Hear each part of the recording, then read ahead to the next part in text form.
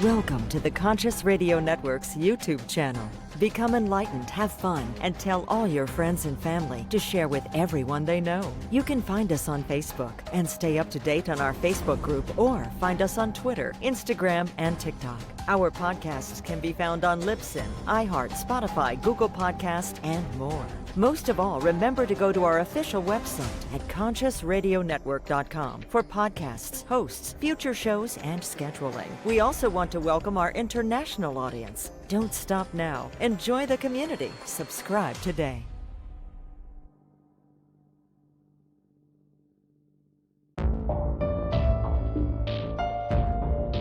This is the Conscious Radio Network.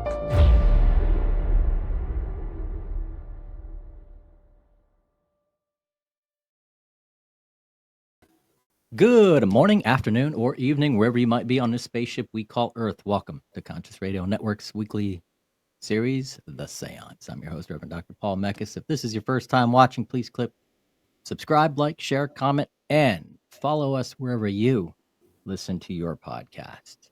How to use SEO to grow your business.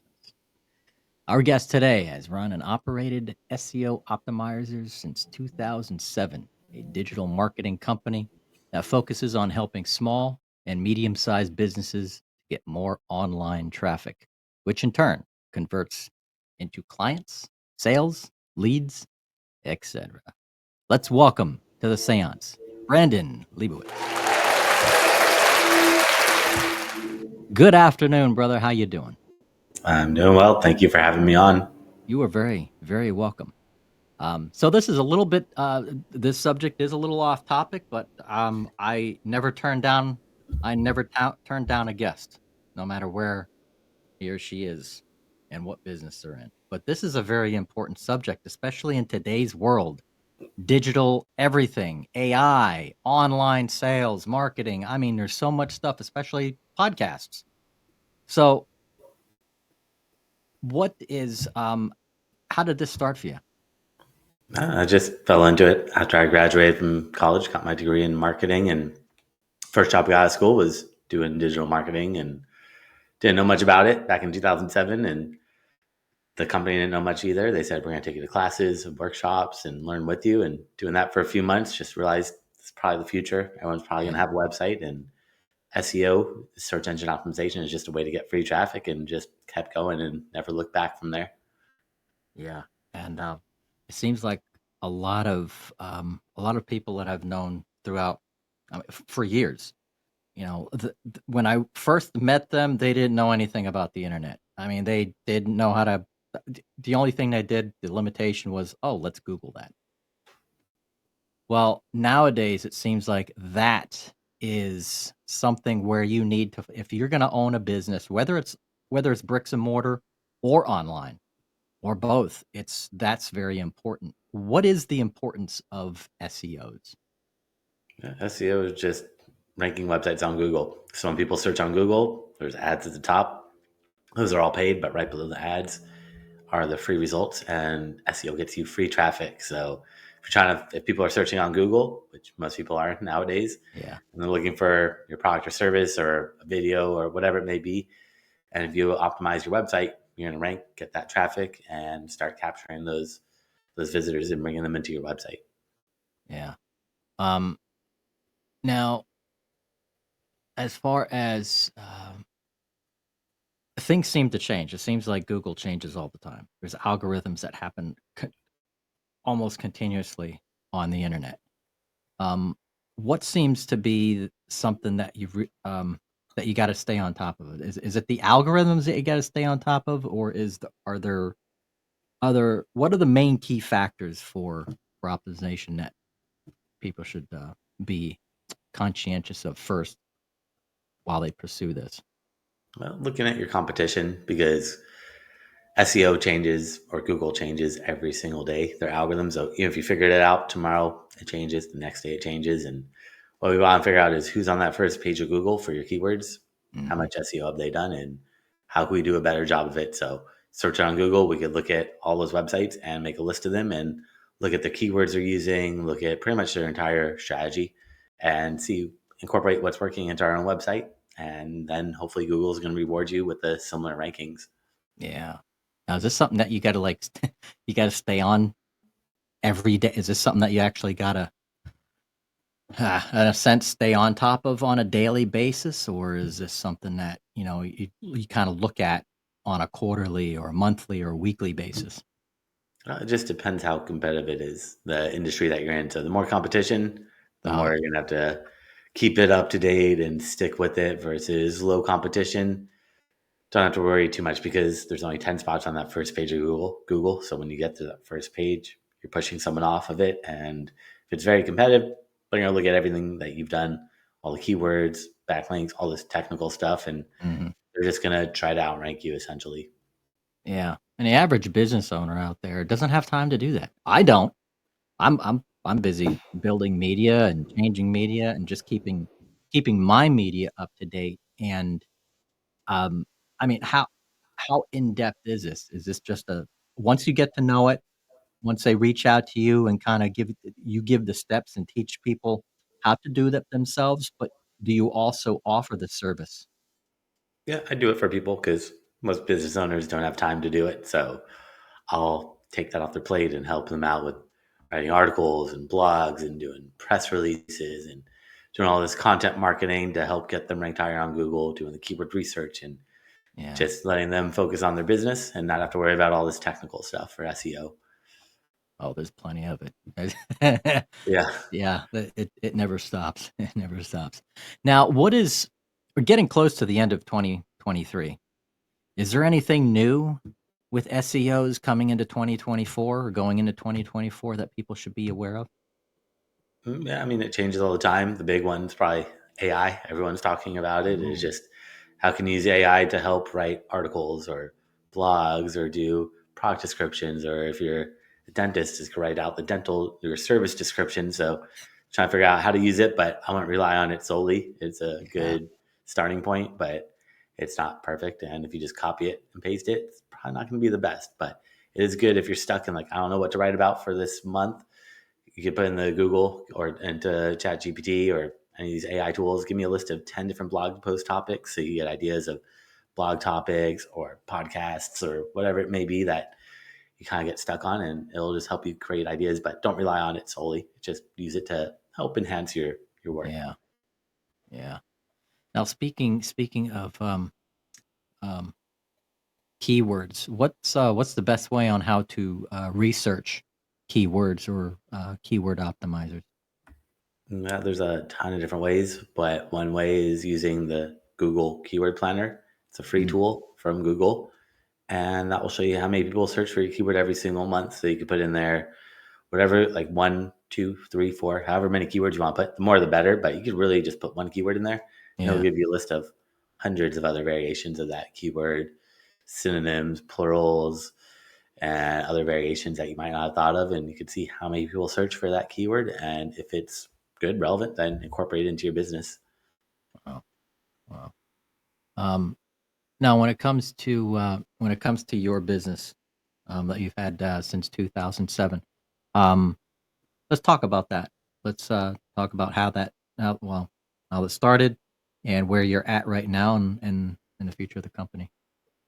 Well, it kind of started right when or a few months after I got that first job I got out of school, working, doing their digital marketing. They took me to classes and seminars, and at these seminars, they would talk about how they have a bunch of websites that they owned, and we're doing like affiliate marketing and drop shipping and all these other things. It was back in 2007, and realized that I could just do this freelance and could work full time at this company, and I could go to another company as long as it's not a conflict of interest where I'm not going for the same companies, but Yeah, they sold something really unique. They sold 3D promotional products. So not many competitors, and I could just go down to like a local pizza place or a dentist and see if they needed help with their SEO, and built that up to where I was able to eventually quit my job and focus solely on that, working before work and after work and on my lunch breaks on my company, and just built that up over the years to where I was able to make it established and jump ship a while back and kept going with it, helping out with their SEO. yeah. What seems to be the biggest challenge right now with those that are um, in today's market? Is there a challenge that people seem to be faced with that they need? They need to go, oh, wait, hold on a second. This is way out of my league, and reach out to you. Getting Google to trust you. That's the toughest part. Yeah. Because anyone could build a website and put keywords on it, but Google just says, no, we don't believe anything you put on a website, and you have to build trust up. And how do you get Google to trust you?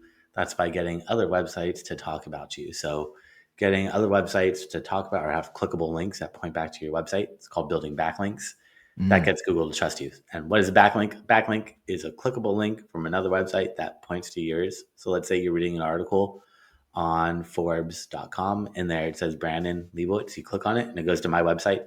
I'd be getting a backlink from Forbes.com. So the more websites that link out to you, the more popular Google sees you as, and then they look at those keywords on your website. But it doesn't work the other way around. If you're not building backlinks, Google's not going to trust you, and they're not going to rank a website that they don't trust. Yeah. It's a lot like going to a frat party, and you're sitting there in the corner, and nobody knows you, nobody trusts you, and then suddenly, you start to develop some friendships around the room, stuff like that, and now by the end of the semester, the whole campus knows you, because now you're exchanging conversation. Everybody knows who you are and stuff like that, and it's just building that network, and they're always talking to each other. Now, as far as, like, say my website, for instance, I have quite a few links in there that point people, back, to the guest's website. Same thing on YouTube, which I believe is owned by Google. Mm-hmm. Now, even though that's done, I also hear stories that, oh, well, it's always a good idea on your website to keep people on your website as long as possible, is to keep bouncing people from one page to the next, even if you have these hidden pages. Like you click on a link, but it takes you to another page, a hidden page on your website that's like resources or something like that. And then that bounces to possibly somewhere outside. Is that a good idea? Yeah, you want to keep people on your website as long as possible. So linking to other pages. If you're writing a blog post, you want to link to other blog posts and just somehow keep people on your website, because you don't want people leaving your website, but No. not bad to link out to other people. Maybe you just make it open up in a new tab so it doesn't take them away from your page. Yeah. But essentially you want people to link to you. So you linking out to other people, you're just helping their SEO out. The way you rank higher is you got to get other people to link to you. Yeah. So when you share, or you gotta get creative and figure out what can be done, but you could share your episodes with the guests and give them the website URL and tell them to promote that, not to promote YouTube or Spotify or whatever other podcast platform is out there, because then you're just giving those platforms more traffic. Yeah, you're giving them free advertising. It's like, come on, man. And I used to do that with like on the calendar pages and stuff, or like past episodes. It would take you to the actual YouTube channel for the show, which isn't a problem because it's my channel. But when they get to that channel, they'd have to research and look at the description to find the actual link to that guest's information or to their website. So it's kind of it's not necessarily keeping them on the website, but it's bouncing them around to my material or the show's material. So, Yeah. But as long as you keep them on your platforms, that's number one. Once they leave, then they're on YouTube. There's ads, there's distractions. They're going to get lost in there real quick after they watch one video. The algorithms are too good and they know what you want to see, and you'll get sucked into something else, and then you might forget about your video, and ultimately your website. That's where you get full control. And usually I've noticed this too, that certain things unlock. YouTube unlocks certain things as you get more and more subscribers. And like now, it's like if you get over 1,000 subscribers, used to be able to monetize, not anymore. but they did unlock these other tools to where you can add a trailer, or before a show actually premieres, you can put like a trailer up or something like that. And then at the end of it, the end cards, you can select what you want, your viewer to actually see, taking them back to other videos on your platform. So Yeah, that's nice. Yeah, the more you do, or the more followers you get on most platforms, they kind of give you some secret little features. yeah, yeah. Um, Now, as far as how versed are you with the YouTube, since it is a Google owned company and stuff like that? What is your knowledge with YouTube, and how that is evolving? And it seems like everybody out there has a YouTube channel, whether they use it or not. It's like it's all this content, and how their SEOs are different from Google, or are they the same? It's similar. Google owns YouTube, so they're looking at the title of the video for keywords in there. The description needs to have text and have the video, or I mean, a description of the video, or timestamps, or transcript, or something in there. The more text, the better. Then it makes it Mm. easier for them to know what that video is about. But the title, really important. Put as many keywords as possible without repeating yourself. Do the keyword research and Yeah, get that click through rate and make it readable for people and for YouTube. yeah. Um, Now, as far as like titles and stuff like that, it's like I've seen some that are really long. It's like, oh my god, and then I hear, oh well, keep it short but really to the point. Like some grabbing words or hook words, like amazing or explosive, or I don't know, stuff like that to start it off with, and then just something. If it can a title be too long?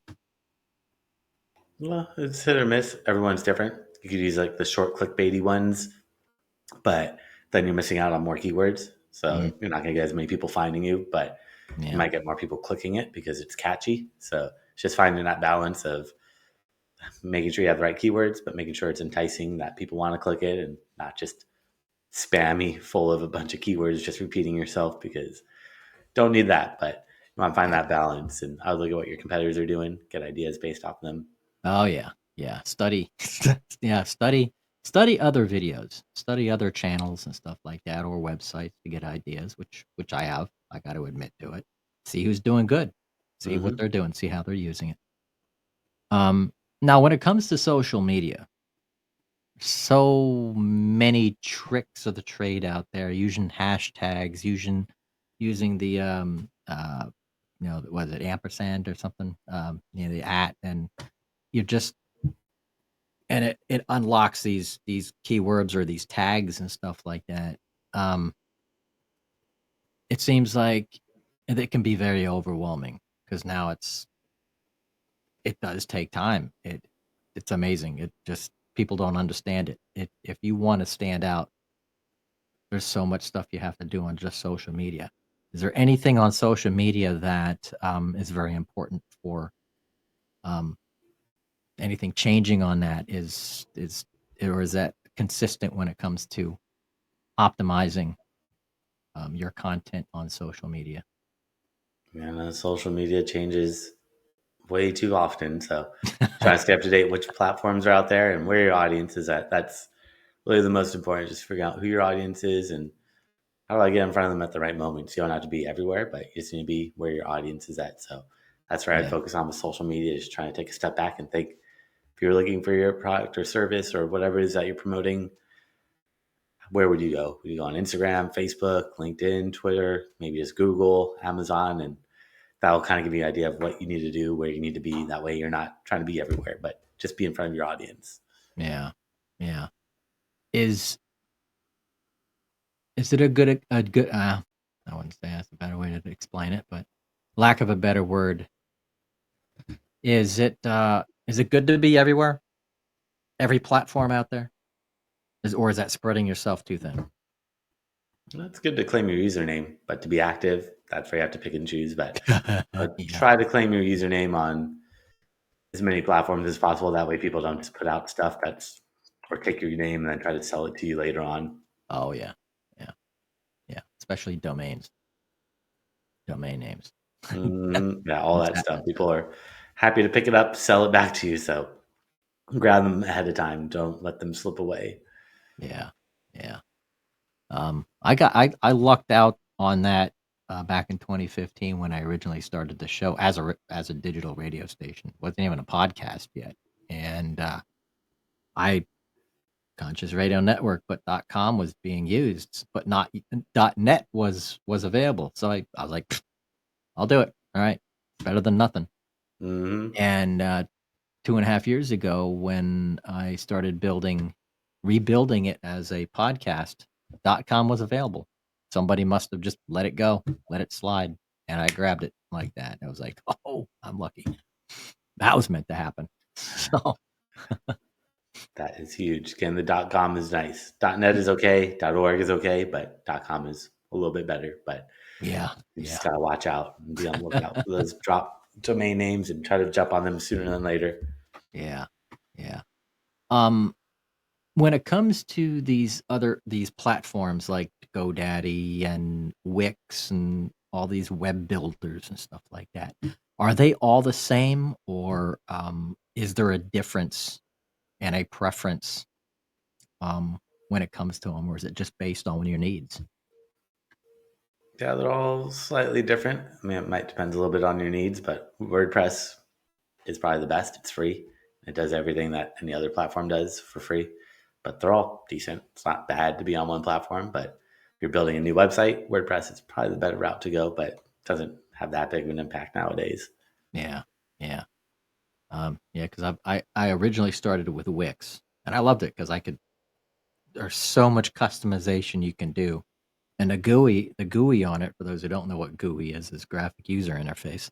But it made it a lot easier for somebody who's just artistic and just likes to throw stuff around and really customize stuff. But GoDaddy's kind of very limited. Same, you know, GUI and stuff like that, but not as in depth as Wix.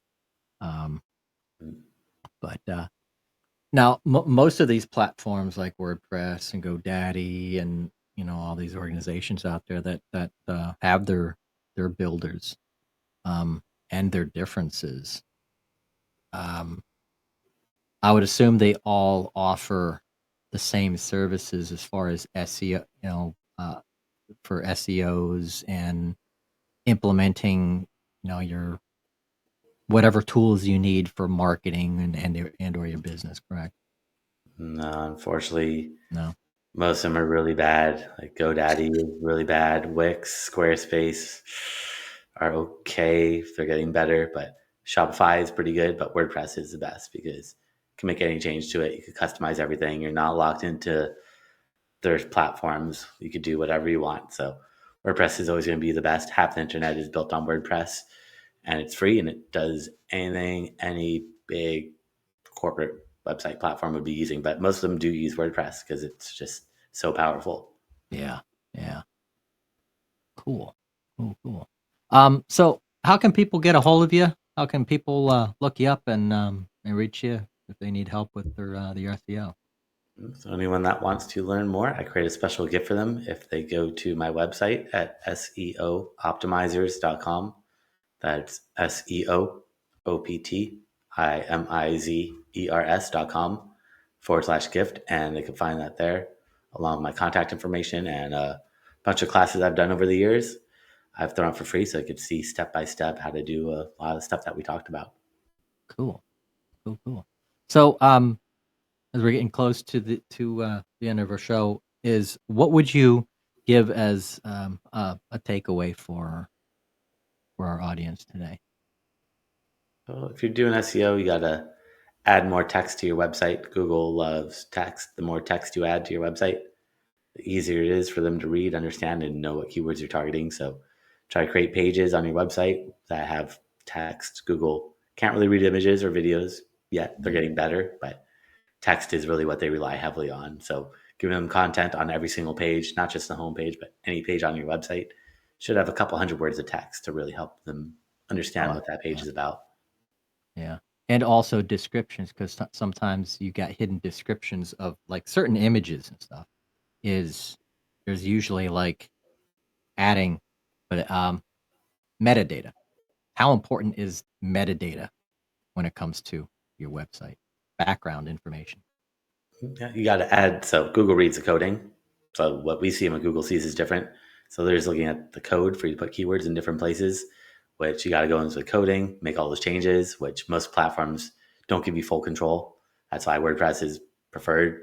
Wix, Squarespace, especially GoDaddy, they don't give you many options, unfortunately, with that on-page SEO. But the one thing you can control is text. Adding more text to every single page doesn't require coding and will have a significant impact on your rankings.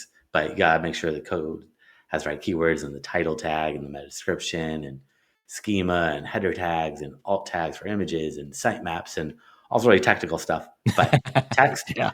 nobody needs to know coding. You just add text to your pages, and that will 100% make you rank higher in Google. Yeah. Yeah.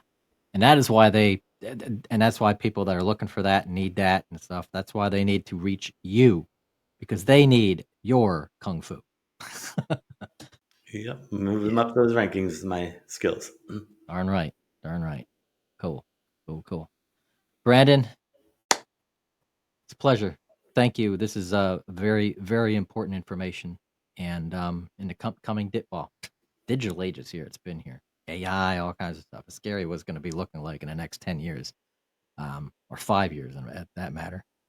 But I do appreciate it. And thank you. Thank you a lot for your information. And let's stay in touch. Absolutely. Awesome. Thanks for having me on today. You are very, very, very welcome.